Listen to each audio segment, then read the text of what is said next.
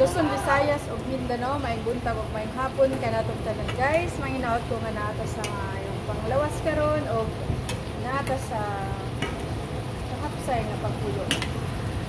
For today's video guys, nagluto ko og tiil sa manok. Ang procedure ani guys kay ako na siyang gigisa, ahos, gumbay ug luya.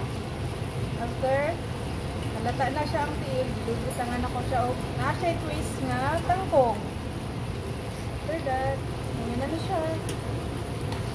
Para-paraan lang kita guys, para makakaon ka sa ito. Ano siya guys, may nasa toy. Boneless longganisa nga akong giluto sa tubig. Muna mo ang pamahaw for today. See you next video guys.